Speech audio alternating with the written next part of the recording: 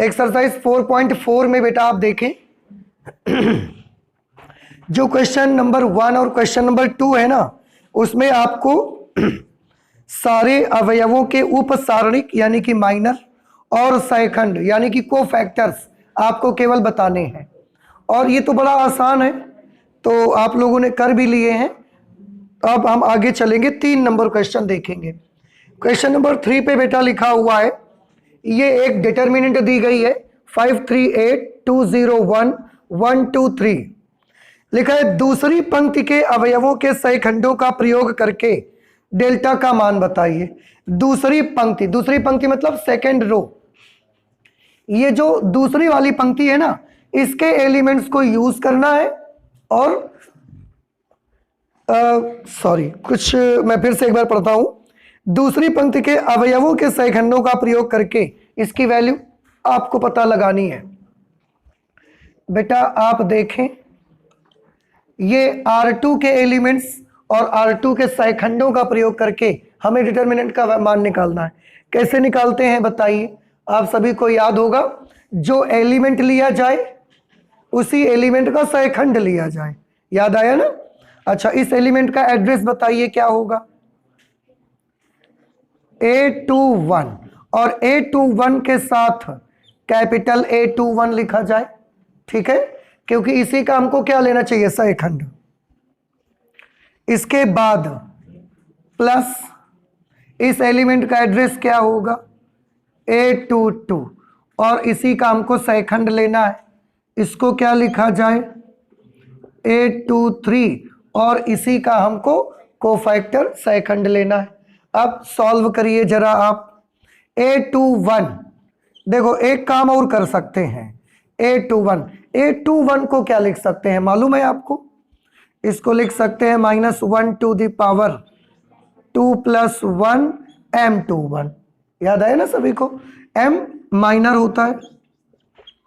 A22 capital A22 को क्या लिख सकते हैं? -1 to the power 2 + 2 M22 plus A23 and in place of capital A23 -1 to the power 2 + 3 M23 -1 to the power 2 + 1 -1 to the power 3 और -1 to the power 3 की value -1 तो ये minus लगा दिया हमने। A21 की वैल्यू क्या है? 2। M21 इस 2 का माइनर चाहिए, तो 2 की रो और इसका कॉलम हटा दो। 3823 प्लस -1 to the power क्या मिला? 4। -1 to the power 4 की वैल्यू +1, तो प्लस रहेगा। A22 की value 0।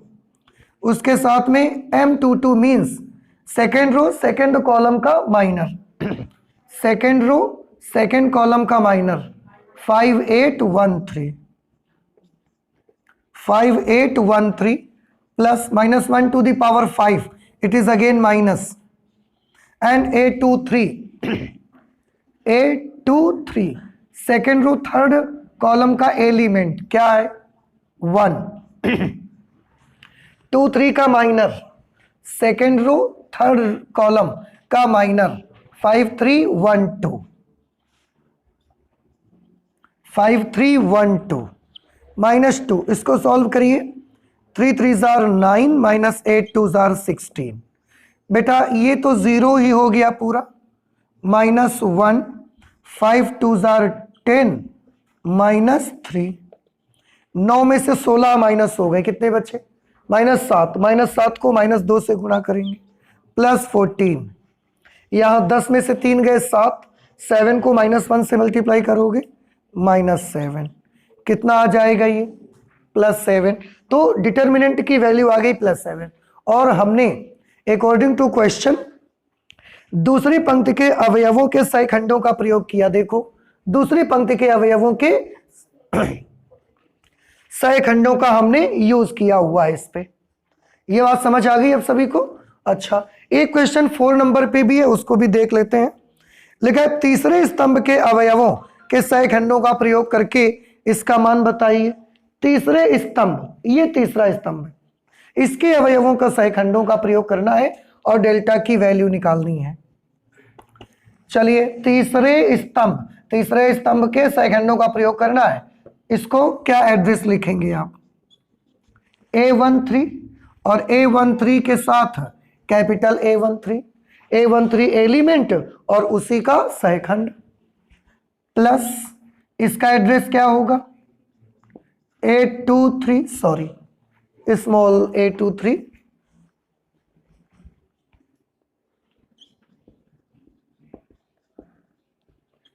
Small a23 capital A23 plus इसका क्या होगा, क्योंकि कॉलम का अगला एलिमेंट ये रहेगा, ये A33, ओहो इसको यहां करेंगे A33 कैपिटल A33, ठीक है, इस तरह से। चलिए इसकी वैल्यू लिखिए, A13 की वैल्यू क्या बताइए? First row third column YZ, A13 की क्या वैल्यू होगी? -1 to the power 1 + 3 into M13 plus A23 second row third column वाला एलिमेंट, ZX इंटू A23 का फॉर्मूला क्या होगा? -1 टू द पावर 2 + 3 और M23 plus A33 third row third column element XY और उसके साथ A33 का formula -1 to the power 3 + 3 into M33। इस तरह से M stands for minor means उप सारणिक, -1 की घात में 4 आएगा, क्या वैल्यू बनेगी? +1 को YZ से मल्टीप्लाई करा देंगे, YZ M13 1 3 1 Y 1 Z -1 to the power 5 की वैल्यू क्या बनी? 1 -1 को ZX से मल्टीप्लाई करेंगे, -ZX और M23 मतलब दूसरी रो थर्ड कॉलम वाले एलिमेंट का minor, 1X 1Z -1 to the power 6 की वैल्यू +1 को XY से मल्टीप्लाई कर दिया तो XY। M33 तीसरी रो तीसरे कॉलम वाले एलिमेंट का माइनर, तीसरे कॉलम वाले एलिमेंट का माइनर, तो ये दोनों ढक दिए जाएंगे, ये बचेगा 1X 1Y, ये YZ इसको मल्टीप्लाई किया हमने तो Z -Y ZX इसको करेंगे तो Z -X प्लस XY इसको करेंगे तो Y -X, ठीक है। इसको बेटा मल्टीप्लाई आप करिए, YZ square -Y square Z Z square X plus ZX square plus XY square -X square Y। कैसे आंसर आ रहा है इसका? अच्छा, और सॉल्व किया जा रहा है ना, तो exercise 4.4 X -Y Y -Z Z -X, इस तरह से आंसर आ रहा है। देखो ऐसे क्वेश्चन में आप एक काम किया करें, जैसे यहां पर 3 आपको वेरिएबल्स दिख रहे हैं X Y और Z, ध्यान से सुनना मेरी बात को। अगर X Y और Z 3 वेरिएबल्स यहां पर दिखाई दे रहे हैं तो आप सबसे पहले एक काम करें, सबसे पहले वो टर्म्स लें जिनमें X की सबसे बड़ी घात है, फिर उसके बाद उससे छोटी घात वाले पद लें लेकिन X वाले ही, और फिर वो वाले टर्म लीजिए जिसमें X ना हो। देखो यहां पर सबसे बड़ी पावर मुझे 2 दिख रही है। अब ध्यान से सुनना मेरा तरीका, तो सबसे पहले हम X की 2 घात वाले पद ले लेते हैं, फिर उसके बाद क्या करेंगे, X की 1 घात वाले पद लिखेंगे, फिर उसके बाद क्या करेंगे, जिसमें X नहीं होगा वो भी ले लेंगे। और क्या केवल ये X के साथ ही कर सकते हैं? Answer is no. यही प्रोसीजर आप y के साथ कर सकते हो। पहले वाई स्क्वायर वाले टर्म ले सकते हो, फिर y वाले, फिर जिनमें y ना हो, या आप z से ही प्रोसीजर स्टार्ट कर सकते हैं। तो हम लोग x से कर लेते हैं। तो सबसे पहले हमें कौन से वो वाले टर्म लिखने जिनमें x की घात 2 है। कहां कहां है देखो, एक ये है और एक यहां पर है। ठीक है, तो पहले इन दोनों को हम नोट कर लेते हैं। देखो इसको नोट करिए, तो minus X square Y plus Z X square, ये लिख लिया हमने। इसके बाद वो वाले टर्म लो जिसमें x आता है केवल। किसमें किसमें x आता है देखो, एक इसमें आता है, एक इसमें आता है। तो हमने लिख दिया plus x Y square minus Z square X. Okay, तो इसको भी लिख दिया। अब वो वाले टर्म लीजिए जिनमें x नहीं है। तो यही दोनों टर्म्स हैं जिनमें x नहीं है। तो इसको हमें लेना है हाँ y माइनस जेड, और इसमें भी y माइनस जेड बने इसके लिए पहले हम ले लेते हैं वाई स्क्वायर जेड, फिर हम ले लेते हैं वाई जेड स्क्वायर। एक बार फिर से देख लीजिए आप। सबसे पहले मैंने इनमें लिखा एक्स स्क्वायर वाले, तो minus X square Y plus Z X square. फिर इसके बाद हमने लिखा एक्स वाले टर्म, तो उसके लिए पहले ये टर्म लिखा और उसके बाद ये टर्म नोट कर दिया। फिर जिनमें एक्स नहीं है तो पहले इस टर्म को लिखा और फिर वाई जेड स्क्वायर नोट कर दिया। अब इन दो पदों से दो दो टर्म से कॉमन लेना शुरू कर दीजिए। इन दोनों से क्या कॉमन रहेगा, एक्स स्क्वेयर कॉमन होगा और माइनस का एक्स स्क्वेयर आप कॉमन कर सकते हैं। तो जब माइनस एक्स स्क्वायर कॉमन करेंगे तो यहां क्या बचेगा, वाई माइनस जेड। बाहर माइनस कॉमन लिया, अंदर का साइन बदलना पड़ेगा आपको। प्लस इन दोनों से x कॉमन कर लेंगे तो Y square minus Z square. इन दोनों से हम वाई जेड कॉमन कर सकते हैं। अगर वाई जेड कॉमन कर लेंगे तो क्या रह जाएगा, वाई माइनस जेड। ये अपॉन नहीं है, ये मैंने ऐसे ही आपको बना के दिखाया था। अब आप देखें ये Y square minus Z square है, A square minus B square. तो ये माइनस लिखा हमने, X square Y minus Z plus X, ये A square minus B square का फॉर्मूला लगा, Y plus Z Y minus Z minus Y Z Y minus Z. ठीक है, इसको हम ऐसा करते हैं ऊपर ले आते हैं, यहां सॉल्व कर देते हैं। देखिए अब देखिए 3 टर्म्स हैं यहां पर और तीन के तीनों पदों में y माइनस जेड आपको कॉमन मिल रहा है। तो y माइनस जेड हमने कॉमन कर दिया। अगर y माइनस जेड हमने कॉमन कर लिया तो क्या रह जाएगा अंदर, सबसे पहले वाले टर्म में minus X square plus X into Y plus Z, ये पूरा बचेगा। आप एक काम कर लो, देखो ये तो चला गया, एक्स वाई प्लस जेड बचेगा, तो इसको मल्टीप्लाई करवा दो, x y plus x z plus x y plus x z, और यहां पर क्या होगा, minus Y z. Now this is y minus z. अब इन दो दो के टर्म से आप कॉमन कर ले, तो अगर मैं यहां से माइनस एक्स कॉमन कर लूंगा तो x माइनस वाई आ जाएगा, और इन दोनों से क्या कॉमन होगा, z, तो भी x माइनस वाई आ जाएगा। ये y माइनस जेड होगा। अब इन दोनों पदों से क्या कॉमन हो सकता है, x minus y. X minus y common करेंगे तो बचेगा क्या, हाँ माइनस एक्स प्लस जेड बचेगा। और माइनस एक्स प्लस जेड को आप क्या लिख सकते हैं, z माइनस एक्स। बस आगे आंसर, थोड़ा सा क्रम सही से करके लिख दो। तो x minus y, y minus z, z minus x, बस यही आपका आंसर आ रहा। देखो तो इस तरीके का जब भी कोई एक्सप्रेशन कभी भी आपको मिलता है, यही तरीका आप यूज करा करेंगे। ठीक है, पहले क्या करना है, कोई भी एक नंबर आप अपने आप से छांट लीजिए कि हमको x लेना है, y से लेना है, z से करना है।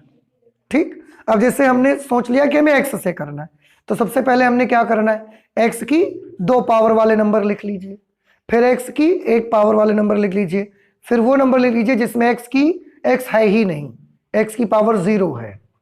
और इस तरीके से जब आप करेंगे तो आपको बड़ी जल्दी आपका जवाब मिल जाएगा। तो ये हो गया हमारा क्वेश्चन नंबर 4।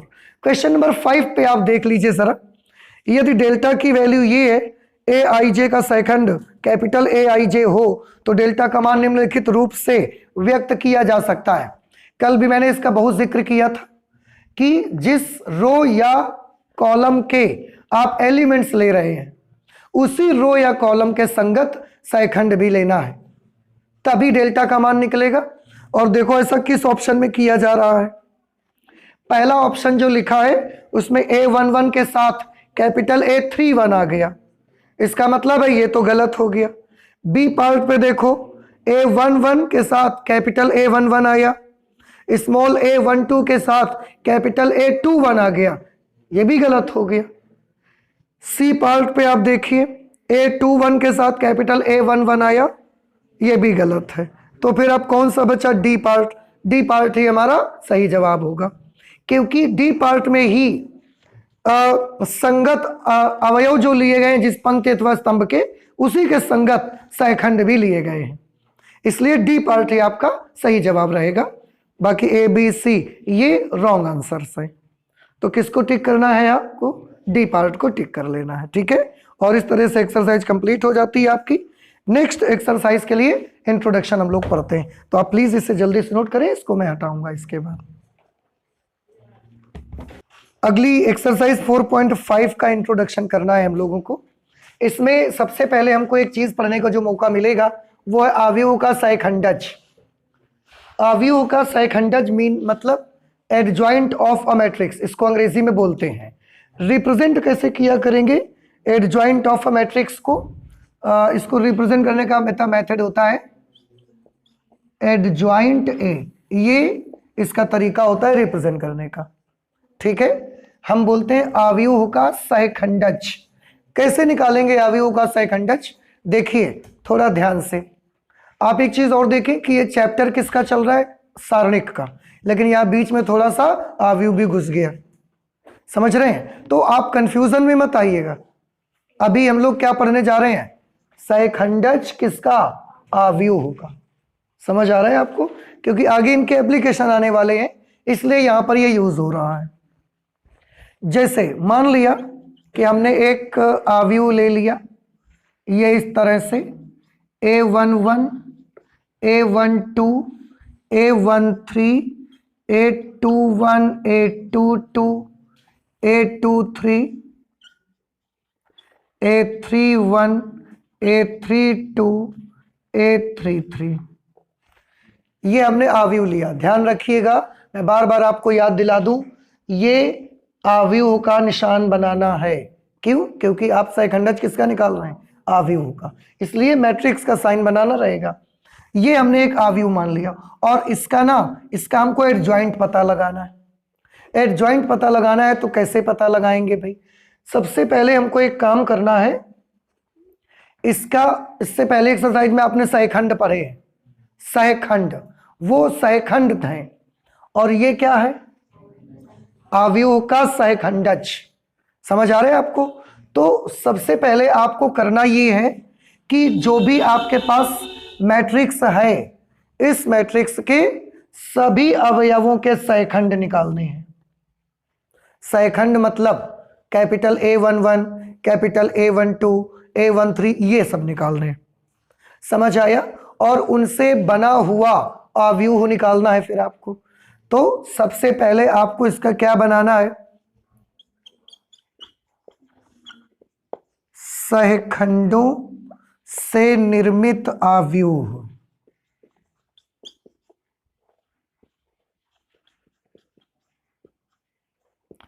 इसके जो सहखंड बनेंगे उनसे बना हुआ अवयव, इसे हम बोल सकते हैं कोफैक्टर मैट्रिक्स। ये जितने भी एलिमेंट हैं इन सब के सहखंड निकाले जाएंगे और उनसे बना हुआ एक अवयव निकालेंगे पहले। मतलब क्या निकलेगा, देखो A11, A12, A13, A21, A22, A23, A31, A32, A33। आप देखिए इसमें और इसमें डिफरेंस है, फर्क है कि नहीं है? आपको दिख रहा है फर्क? क्या फर्क है बताइए? हाँ, वेरी गुड। ये सब एलिमेंट्स हैं और ये उन्हीं एलिमेंट्स के संगत सैखंड हैं। बात समझ आई? तो ये क्या बना लिया हमने? सैखंडों से निर्मित आव्यूह। अब अगर ये सैखंडों से निर्मित आव्यूह बन गया तो अब इसके बाद आप एडजॉइंट निकाल सकते हो। अब ए का सैखंडज आव्यूह,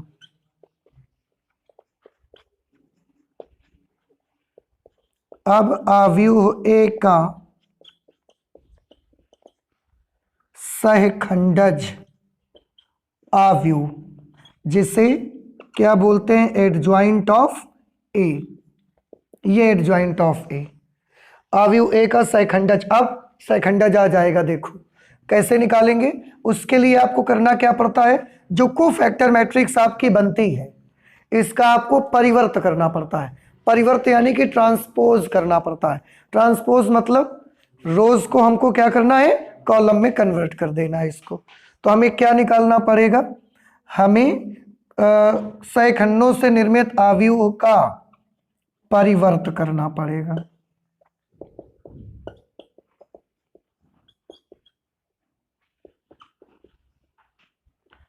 सैखंडों से निर्मित आव्यूह का परिवर्त निकालना है आपको, यानी कि ट्रांसपोज ऑफ कोफैक्टर मैट्रिक्स। ये जो कोफैक्टर मैट्रिक्स आपने बनाई है इसका ट्रांसपोज करने से एडजॉइंट ए आपको मिल जाएगा। देखिए, therefore adjoint of A will be equal to, इसका ट्रांसपोज कर दीजिए, रो को कॉलम में चेंज कर दीजिए, तो ये हो जाएगा A11, A12, A13, A21, A22, A23,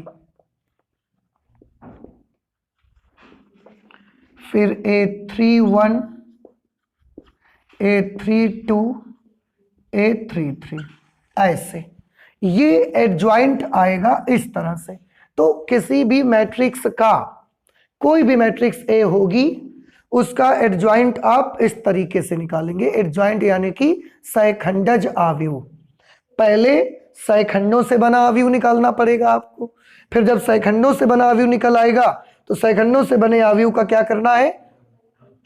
परिवर्त कर देना है, और जो कुछ मिलेगा वो क्या मिल जाएगा? एडजॉइंट आपको मिल जाया करेगा। बात समझ आ गई? इसमें एक चीज हम और आपको बताएं बड़ी अच्छी सी, क्या? थोड़ा ध्यान से देखिएगा। अगर एक मैट्रिक्स है हमारे पास जो 2x2 ऑर्डर की है, ये मैट्रिक्स कितने ऑर्डर की है? 3x3, ठीक है? तो इसका एडजॉइंट निकालने का ये मेथड है। लेकिन अगर 2x2 ऑर्डर की मैट्रिक्स है ना तो इसका एडजॉइंट निकालना बहुत इजी होता है। देखो कैसे। अगर ये हमारे पास A11, A12, A21, A22, ये मैट्रिक्स 2x2 ऑर्डर की है, and if you want to find out the adjoint of this matrix, adjoint of this matrix,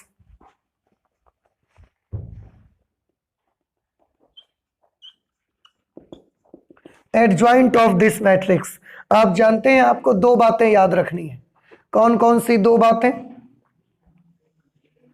ये जो लीडिंग डायगोनल के एलिमेंट्स हैं इनको आपस में बदल देना है, इंटरचेंज कर देना है इनको।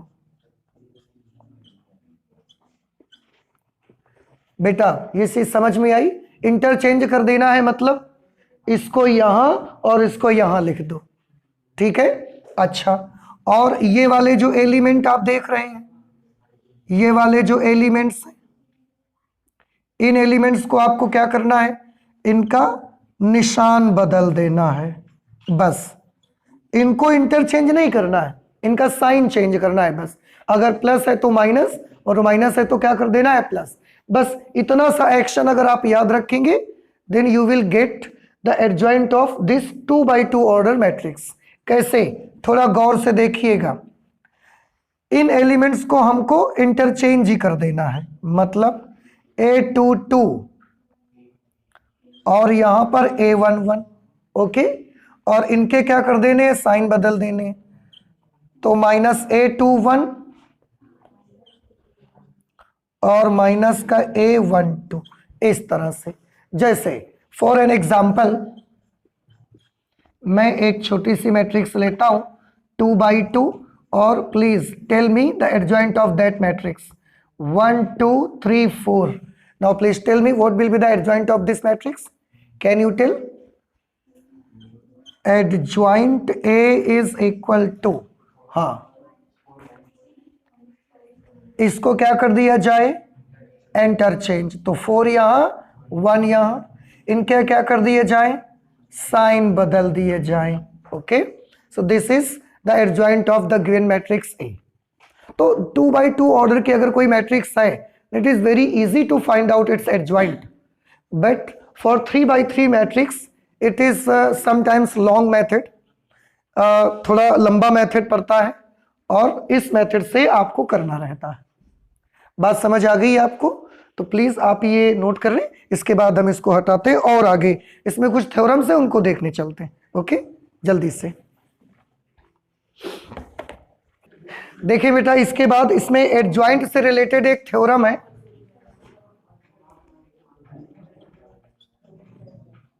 थ्योरम, ये थ्योरम कुछ ऐसी है, अगर एक मैट्रिक्स ए है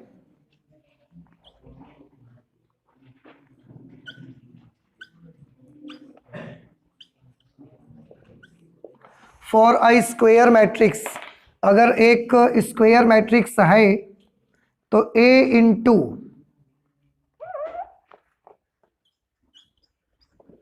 adjoint A is equal to adjoint A into A will be equal to determinant of A into I। ये एडजॉइंट से रिलेटेड, किसी भी मैट्रिक्स के एडजॉइंट से रिलेटेड एक थ्योरम है और इसका बहुत यूज होता है। ये थ्योरम नंबर 1 पे आपको देखने को मिलेगी, A into adjoint A is equal to adjoint A into A is equal to determinant of A into I। मतलब अगर हम थोड़ा ध्यान से देखिए, किसी भी अवयव का गुणा करें किससे, उसी के एडजॉइंट से, या उस किसी मैट्रिक्स के एडजॉइंट का गुणा हम उस मैट्रिक्स से करें, तो हर हाल में हमको वैल्यू क्या मिलती है, हमें उस मैट्रिक्स का डिटर्मिनेंट इनटू आई मिलता है। ये थ्योरम है। अब हम चाहें तो हम इसको प्रूव कर सकते हैं। आप देखिए बेटा, इसको आप कैसे प्रूव कर सकते हो, इसकी उपपत्ति हम लोग बनाते हैं और ये बड़ा इजी है, देखना आप ध्यान से। एक मैट्रिक्स में ले लेता हूं, कोई भी ले लेते हैं, A11 A12 A13 A21 A22 A23 A31 A32 A33, ये एक मैट्रिक्स आ गई। अब क्या आप मुझे बता सकते हैं इसका एडजॉइंट कितना बनेगा? अभी हमने बना के दिखाया था आपको। हाँ, कैसे? ये कैपिटल A11 A12 A13 ऐसे लिखे जाएंगे ना। आप देखो, अभी हमने बताया है आपको, A21 A22 A23 A31 A32 A33 ऐसे। तो ये मैट्रिक्स है और ये उसी का एडजॉइंट बनाया। अब अगर बेटा मैं A multiplied by adjoint A कर दूंगा तो क्या वैल्यू होगी? आप थोड़ा सा देखिए और बताइए मुझे। A का एडजॉइंट A से मल्टीप्लाई करिए, A ये है, एडजॉइंट A ये है, इसको मल्टीप्लाई करिए। मैं दोबारा नहीं लिखूंगा, यहीं से गुणा करिए। मल्टीप्लाई, दो मैट्रिसेस को आपस में मल्टीप्लाई करने में रूल आपको याद है, क्या रूल लगता था, इसको ऐसे देखिएगा क्या आएगा, A11 into capital A11 plus A12 into capital A12 plus A13 into capital A13। आपको नहीं लगता कि ये A का डिटर्मिनेंट बन गया? नहीं समझ आया? देखिए जब आपने मल्टीप्लाई किया तो क्या आया, फिर से देखो, A11 का गुणा किससे हुआ, A11 into capital A11 plus A12 into capital A12 plus A13 into capital A13। और इसको तो बेटा आपने पढ़ा है अभी, ये किसकी वैल्यू है, ये तो इससे तो डिटर्मिनेंट का मान आ जाता है, तो ये डिटर्मिनेंट ऑफ A हो गया। तो जब हमने इसको इससे मल्टीप्लाई किया तो यहां पर क्या मिल गया मुझे, डिटर्मिनेंट ऑफ A। नहीं समझ आया? सही से बताइए आया कि नहीं आया आपको? अभी हाल ही में पढ़ रहे हैं, पिछली क्लास में भी हमने पढ़ाया आपको कि किसी भी पंक्ति अथवा स्तंभ के अवयवों को उनके संगत सहखंडों से अगर गुणा कराते हैं और फिर सबका सम करेंगे तो उससे उस सारणिक का मान निकल आता है। तो आप जब इसका मल्टीप्लाई इससे करोगे तो ये आएगा कि नहीं आएगा, और ये आएगा तो ये किसका मान है, सारणिक का, और अवयव है A तो A के सारणिक का मान आ जाएगा। ठीक, अब थोड़ा ध्यान से देखिए सभी बच्चे, इसको मल्टीप्लाई इससे करोगे तो A11 को A21 से, A12 को A22 से, A13 को A23 से। आपको नहीं लग रहा है कि ये एलिमेंट को जब हम मल्टीप्लाई करवा रहे हैं तो इन एलिमेंट के संगत ये सहखंड नहीं है, अगर संगत सहखंडों से गुणा नहीं होगा तो वैल्यू क्या आएगी, वेरी गुड, वैल्यू 0 आ जाएगी उसकी, ये 0। ऐसा ही जब इसको इससे मल्टीप्लाई करोगे तो क्या आ जाएगा, 0। सिमिलरली जब इसको आप इससे मल्टीप्लाई करोगे तो वैल्यू क्या आएगी, 0। और जब इसको आप इससे मल्टीप्लाई करोगे तो देखो A21 into capital A21, A22 into capital A22, A23 into capital A23, ये फिर से क्या बनेगा, ये फिर से डिटर्मिनेंट की वैल्यू बन जाएगी 0। ऐसे ही ये भी 0 हो जाएगा, 0 और डिटर्मिनेंट ऑफ A। अब प्लीज बताइए मुझे, ये अवयव है कि सारणिक है, ये अवयव है, और अवयव में से जब कॉमन लेने की बारी आती है तो सारे एलिमेंट से होता है या किसी एक रो या किसी एक कॉलम से होता है, सारे एलिमेंट से होता है। तो सारे एलिमेंट से क्या कॉमन कर सकते हैं आप, A into adjoint A is equal to determinant of A common कर सकते हैं। अगर डिटर्मिनेंट ऑफ A कॉमन करके बाहर निकाल लोगे तो अंदर क्या बचेगा, 1 0 0 0 1 0 0 0 1। And can you recognise it, क्या आप इसको पहचान सकते हैं, this is identity matrix, means this is determinant of A and identity matrix is I। So the multiplication of matrix A and its adjoint will be equal to the determinant of A multiplied by identity matrix। और आप देख सकते हैं ये चीज इसके equal आ गई। और आप चाहें तो ये करके देखिए, पहले एडजॉइंट A लिखिए, फिर इसको नोट करिए, फिर मल्टीप्लाई करिए, यही बिल्कुल आएगा, सेम प्रोसेस। समझ आ रहा है आपको? तो इस तरह से हम ये थ्योरम को प्रूव कर सकते हैं। एंड आई होप कि ये थ्योरम आपको समझ आ गई होगी, तो प्लीज आप इसे नोट करें, हम और आगे चलते हैं। फिर बेटा इसके बाद देखिए यहां पर दो प्रकार की मैट्रिक्स के बारे में हम लोग बात करेंगे। एक मैट्रिक्स होगी जिसे हम बोलेंगे, अंग्रेजी में इसको कहा जाएगा सिंगुलर मैट्रिक्स, सिंगुलर मैट्रिक्स। और एक दूसरी मैट्रिक्स होगी जिसे हम बोलेंगे नॉन सिंगुलर मैट्रिक्स। ठीक है, एक सिंगुलर मैट्रिक्स होगी और एक नॉन सिंगुलर मैट्रिक्स होगी। सिंगुलर मैट्रिक्स को हिंदी में बोला जाता है अव्युत्क्रमणीय अवयव।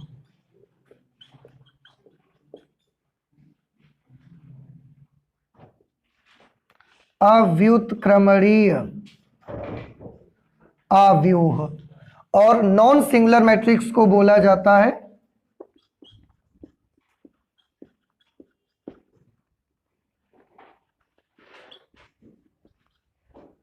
व्युत्क्रमणीय अवयव। समझ आया आपको? तो पहले तो ये नाम आप समझ लीजिए, सिंगुलर मैट्रिक्स अव्युत्क्रमणीय अवयव और नॉन सिंगुलर मैट्रिक्स व्युत्क्रमणीय अवयव। हो सकता है इंग्लिश और हिंदी के दोनों नाम जब आप पढ़ेंगे तो थोड़ा उल्टा लगेंगे आपको, कि जिसमें नॉन लगा है वो व्युत्क्रमणीय है और जिसमें सिंगुलर केवल नॉन नहीं है वो अव्युत्क्रमणीय मैट्रिक्स है। तो ये थोड़ा सा आपको याद रखना है। कौन होता है सिंगुलर मैट्रिक्स? तो आप याद रखें, जिस मैट्रिक्स का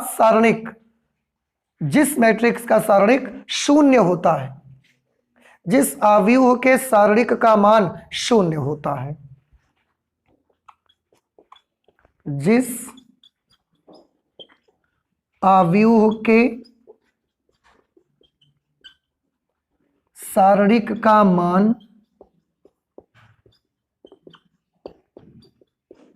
शून्य होता है उसे कौन सा अवयव बोलते हैं? अव्युत्क्रमणीय अवयव। या आप इसकी जगह पे कर दें, इस अवयव के सारणिक का मान शून्य होता है। किस अवयव के? अव्युत्क्रमणीय अवयव के। तो अगर ए एक अवयव है तो इसका मैट्रिक्स कैसा होगा? 0। अब थोड़ा ध्यान से एक चीज देखें, अगर इसका डिटर्मिनेंट 0 होगा, अगर मैट्रिक्स ए है और उसका डिटर्मिनेंट 0 के इक्वल है तो ऐसे अवयव को अव्युत्क्रमणीय अवयव कहते हैं और इसका हम व्युत्क्रम ज्ञात नहीं कर सकते क्योंकि नाम क्या है? अव्युत्क्रमणीय।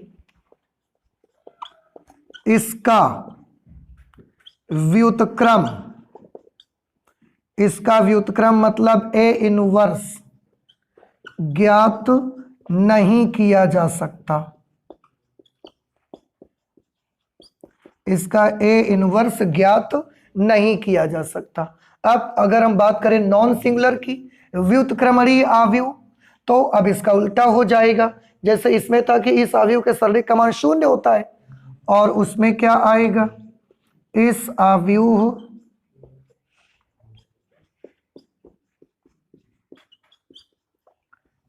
अवयव के सारणिक का मान शून्य नहीं होता। शून्य नहीं होता तो कैसा होता है? प्लस हो सकता है, माइनस हो सकता है, लेकिन 0 नहीं होगा। अच्छा, कैसे? अगर ए एक अवयव है और उसका आप डिटर्मिनेंट निकालने जाओगे, इट विल बी नेवर 0। ये कभी 0 के बराबर नहीं आएगा। ठीक है? तो ऐसा जो अवयव ए होगा उसको हम बोलेंगे कि वो कैसा अवयव है? व्युत्क्रमणीय अवयव है। और अगर कोई अवयव व्युत्क्रमणीय है उसका मतलब उसका व्युत्क्रम ज्ञात किया जा सकता है। तो हम लिखेंगे इसका व्युत्क्रम मतलब ए इनवर्स ज्ञात किया जा सकता है। इसका इनवर्स ज्ञात किया जा सकता है। तो ये दो प्रकार के मैट्रिक्स आपके हैं, एक सिंगुलर और एक नॉन सिंगुलर मैट्रिक्स, अव्युत्क्रमणीय अवयव और व्युत्क्रमणीय अवयव। नहीं समझ आया आपको? फिर से बताइए, अव्युत्क्रमणीय अवयव की क्या पहचान होगी? हाँ, कि अव्युत्क्रमणीय अवयव वो अवयव होगा जिसका सारणिक का मान 0 होगा। और अगर ऐसा है तो उस अवयव का हम कभी क्या नहीं ज्ञात कर सकते? व्युत्क्रम नहीं ज्ञात कर सकते। और अगर एक व्युत्क्रमणीय अवयव है, नॉन सिंगुलर मैट्रिक्स है, तो ऐसे अवयव का सारणिक कैसा होता है? शून्य नहीं आता कभी। पॉजिटिव वैल्यू आएगी, नेगेटिव आएगी, but it will be never 0। और ऐसे अवयव का हम इनवर्स ज्ञात कर सकते हैं। ठीक है? तो आप इसे नोट करें, इसके बाद और आगे देखते हैं इस पे। एडजॉइंट और सारणिकों से रिलेटेड एक थ्योरम और यहां पर हमको देखनी है और वो भी काफी अच्छी थ्योरम है। जैसे आपके पास अगर दो अवयव हैं ए और बी, समान कोटि के, समान ऑर्डर के दो मैट्रिसेस हैं ए एंड बी, तो दोनों के गुणनफल का आप अगर डिटर्मिनेंट निकालते हैं, दोनों के गुणनफल का determinant of A B can be written as determinant of A multiplied by determinant of B. ये भी एक थ्योरम आप सभी बच्चों को याद होनी चाहिए। क्या, फिर से देखिए, अगर हमारे पास दो आव्यूह है ए और आव्यूह बी, दोनों का क्रम समान है, तो उनके गुणनफलों का जो सारणिक आता है उसका मान हम इनके अलग अलग सारणिक निकाल के गुणा कर दें उसके बराबर आता है। कुछ बात समझ आई आपको? जैसे आपके पास एक आव्यूह ए है, एक आव्यूह बी है, फिर आपने ए का बी से गुणा करा दिया तो ए बी आ गया, ए बी का हमने सारणिक निकाल लिया, कुछ वैल्यू आएगी उसकी। फिर हमने क्या किया, ए का अलग सारणिक निकाला, बी का अलग सारणिक निकाला, उनका आपस में गुणा करा लिया। तो हम क्या देखते हैं कि ए बी का जो डिटर्मिनेंट होता है वही डिटर्मिनेंट ऑफ ए और डिटर्मिनेंट ऑफ बी के गुणा के बराबर आता है। ये भी एक थ्योरम है, तो कभी जरूरत पड़ेगी यूज करेंगे हम इसको। इस थ्योरम के बेसिस पर हम एक चीज आपको सॉल्व करके दिखा सकते हैं। जैसे थोड़ा ध्यान से अभी आप देखें, अभी आप सभी बच्चों ने एक चीज देखी है कि a into adjoint a is equal to determinant of a into I. अभी एक थ्योरम थी, उसमें एक और नंबर था बीच में, हमने वो नहीं लिया, केवल यही ले लिया हमने। ये तो थ्योरम से ही हमने लिया, हम जानते हैं ये विनु। अगर ये हम जानते हैं तो थोड़ा सा क्या आप बता सकते हैं, या देखो इसको हम कैसे लिख सकते हैं? इसको हम लिख सकते हैं determinant of A 0 0 0, determinant of A 0 0 0, determinant of A. अब बताइए इसको ऐसा लिख सकते हैं कि नहीं लिख सकते? पक्का?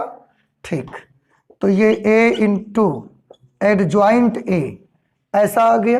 अब ध्यान से सभी लोग देखेंगे, हम इसका सारणिक निकालना चाहते हैं, सारणिक determinant of a into adjoint a, इसका सारणिक। ध्यान से देखिए, ये क्या है, एक आव्यूह है ना, और हम इसका निकालना क्या चाहते हैं, सारणिक।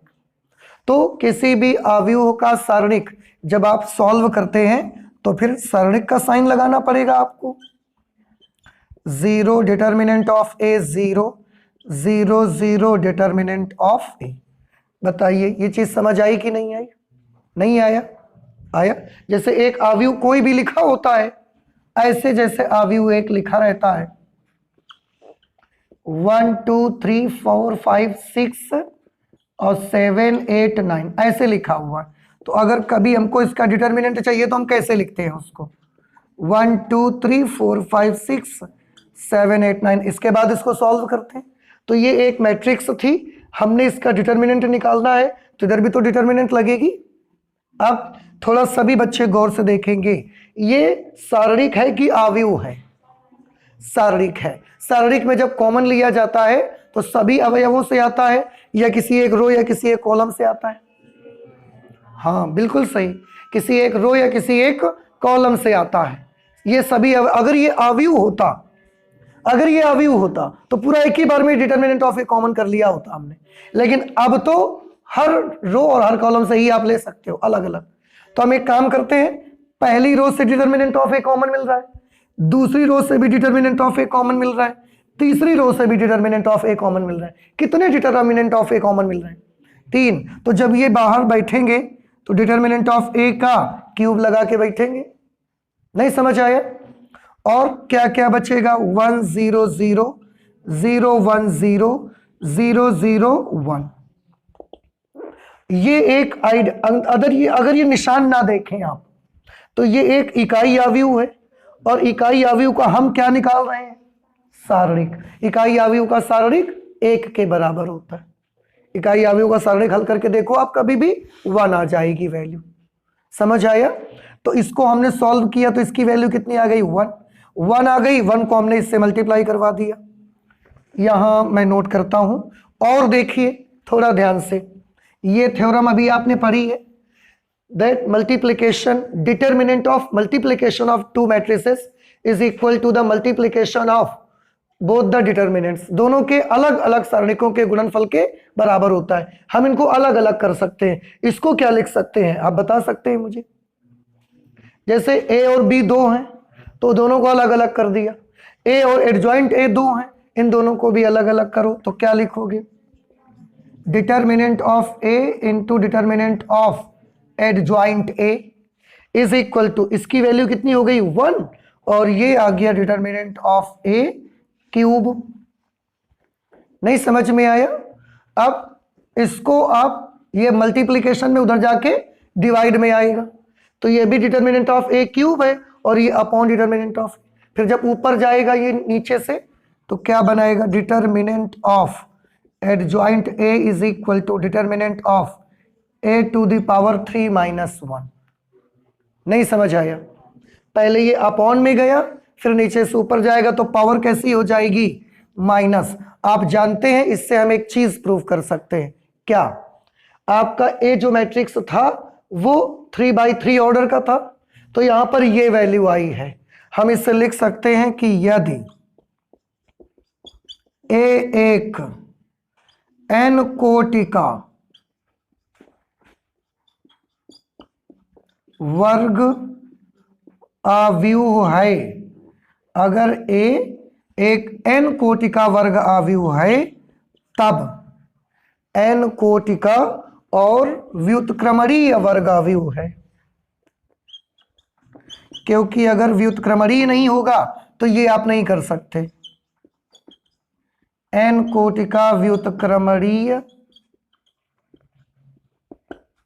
वर्ग आव्यूह है, तब determinant of adjoint a is equal to determinant of a to the power n minus 1।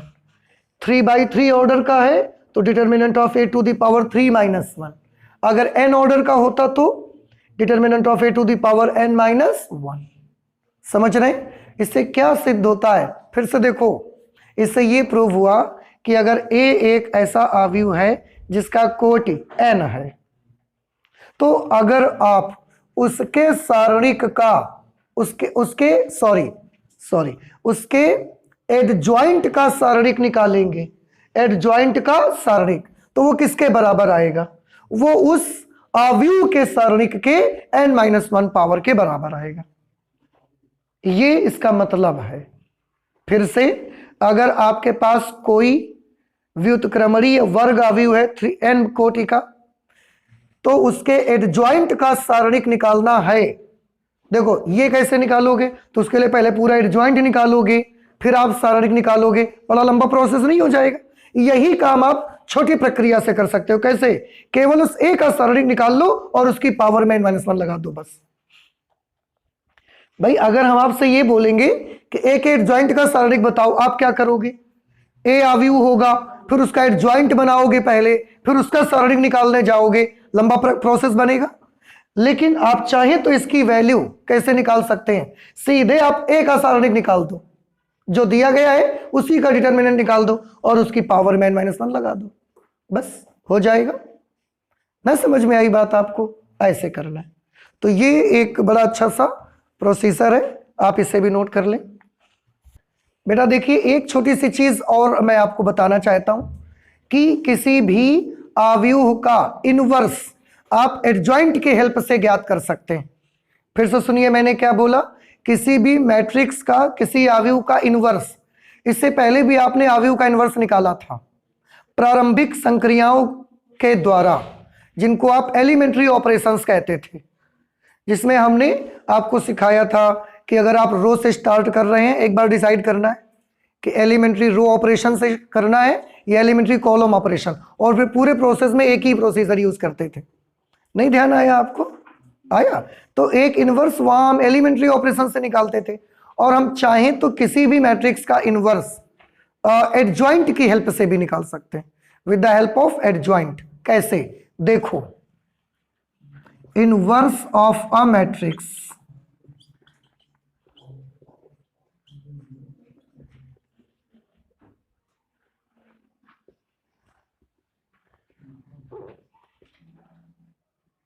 Inverse of a matrix, एक मैट्रिक्स का इनवर्स हम कैसे निकाल सकते हैं? ये अभी हमारे जो अभी अभी हमने एक नॉलेज लिया उसके बेसिस पर ही हम आपको क्लियर कर सकते हैं। आप देखिए अभी अभी बेटा आपने पढ़ा a into adjoint a is equal to determinant of a into I.